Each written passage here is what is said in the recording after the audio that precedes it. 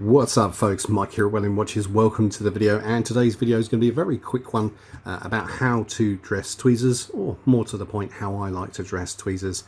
Now, not everybody dresses their tweezers the same way, but I'm going to show you the way that I like to do it. Now, I use my tweezers all day, every day, so I need to dress them quite often, maybe once or twice a day, because I do get through a lot of work with these tweezers.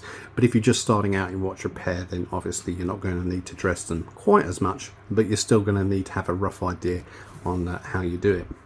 Now, the technique that I like to use is the technique that I like to use, and I'm just showing how I like to do it. Everybody else picks their own way of how they like to do it, and that's fine. We all learn in a different way, but the way I dress tweezers works well for me, and it might be helpful for you guys and girls out there. So I'm going to show you two different ways that I like to dress tweezers. One's freehand and one's slightly less freehand. So let's crack on with that.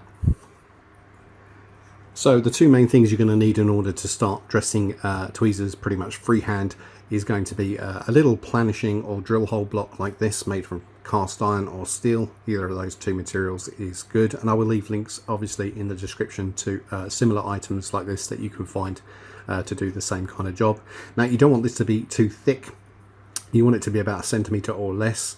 This is probably about 80 millimeters in thickness, so not too thick. Something like this is probably a little bit too thick, although you might get away with it, but something preferably that's fairly long like this, and again, not too thick. And this is reasonably weighty, so it's less likely to move when we're dressing the tweezers, and that's for slightly more control later on. The next thing you're going to need is some 3M micro finishing film. This is 30 micron paper by 3M. It's really good stuff, lasts a long time, can be washed and reused until such a point that it does actually wear out, but for the most part this lasts quite a long time.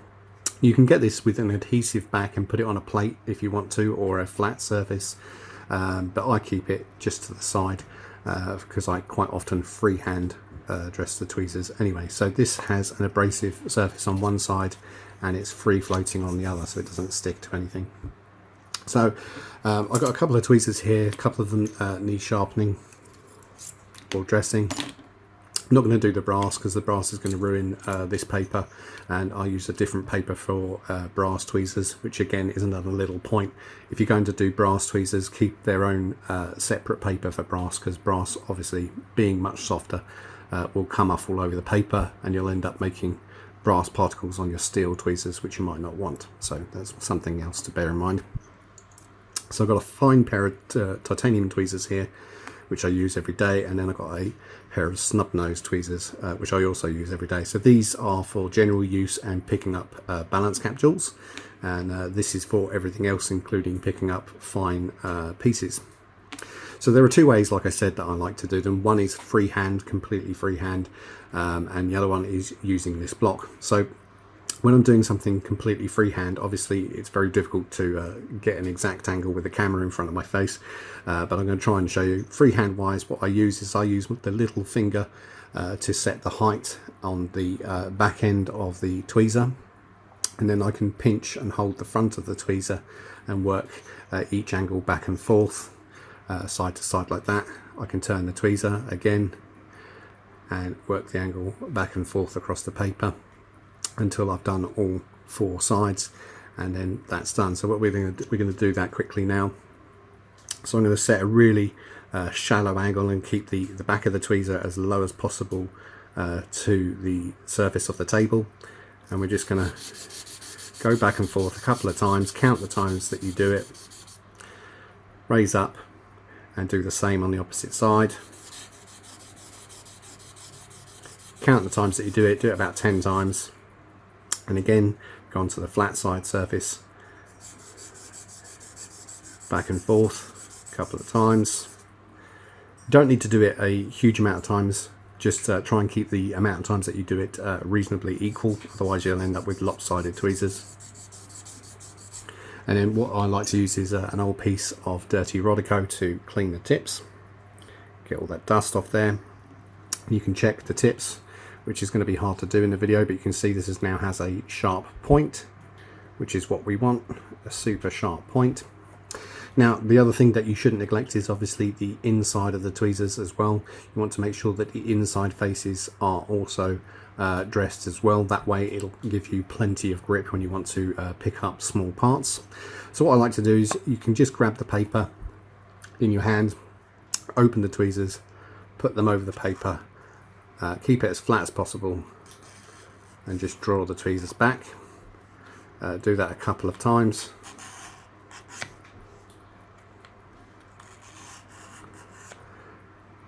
Change the sides, turn it over. And you'll know that it's working because you'll see all this black material being deposited on the paper. I'm not sure it's really going to come up in a video, but you might see now that there's a nice brushed surface in there, and that'll actually help pick up the parts that you need. So that's how you would dress the tweezer, just freehand. It's really quick, it's really easy. You don't have to be super exact with the tips. As you can see, these aren't new tweezers, but the tips are reasonably accurate. And if they're not accurate, if one side is slightly longer than the other, then just do a couple more turns on that side, and then recheck it again to see if that's got in line with the tip above, and that's how you line them up. So the next method, which is more a more precise control, if you like, is you would use the block. You'd place it on top of your paper, and you'd place the tweezer to the kind of angle that you want. So the further out the tweezer is, the more shallow the angle, the more sharper the tip. The closer the tweezer is to the closer the tip is to the block, the more rounded the tip is going to become. And you can work this method both freehand and with the block in various different ways to make different shapes of tweezer. Don't be afraid to try and dress tweezers completely freehand into the shape that you want. You'll find it's a very successful method to develop shapes that you want. I used the same method with these tweezers, which are hand tweezers. You might be able to see the tips are flat on the side and go upwards. That helps in picking up watch hands. So like I say, don't be afraid to try and experiment freehand. But back to this, what we do is we place the block on top of the paper, and we're going to place the tweezer on the block, and we roughly work out the kind of angle that we want to keep it. And what you would do is use one hand to hold down the block and the paper. You'd position your tweezers to the angle that you want, either further back for a round nose or further away for fine tips. And because the back of the tweezer here is kept at the same level as you're going back and forth, you get a much more precise tip at the end. So we're going to just draw back and forth, again counting the amount of times that you do it. I'm not actually counting here, but when you do it, obviously you count the amount of times that you do it. Go back and forth, then turn it over, do the same again. You can see the point on the paper where it's depositing materials, so you'll know the exact location that you're doing it in the right place. And again, going back and forth like so, and you keep doing that until you've done all four sides.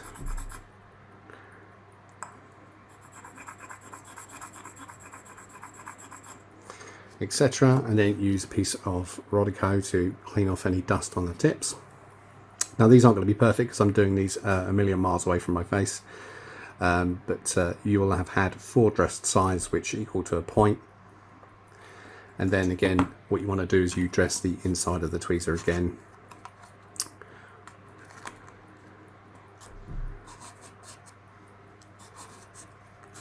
A couple of times, just drag it back, keep it nice and flat. What you don't want to do is start going back and forth like this on the paper, because you'll end up rolling the tweezers and creating a unflat surface on the inside. So just draw it back on the paper like so. Oh, a couple of times. I'm doing it very quickly. Obviously you'd take your time, and if you wanted to mount this paper or get the adhesive backed version and mount it to something much stiffer, you can do. Or alternatively, if you have an engineer's file, you can also do the same principle with an engineer's file as well, and that way you'll keep a nice flat surface. So you'll see that the inside surface of those tweezers is now dressed, and it'll be much better at picking up parts. So that's basically the principle of how I dress my tweezers. Obviously, I've got a camera in front of my face, so I can't do it as precisely as I normally would, but you get the general idea. So the main point to take away from this video is you don't really need big expensive tools to shape tweezers, or even screwdrivers for that matter, because the same principle would apply to screwdrivers as well.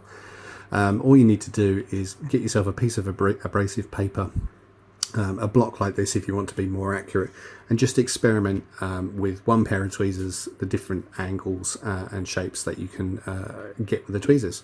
So don't be afraid to get stuck in. Now obviously I meant this to be a much shorter video than it is, but hopefully if you found this video helpful, then leave a like, subscribe to the channel if you're not already subscribed, and I'll bring out some more tooltip videos as we go along. But until then, that's it for this video, so take care, and I'll catch you in the next one.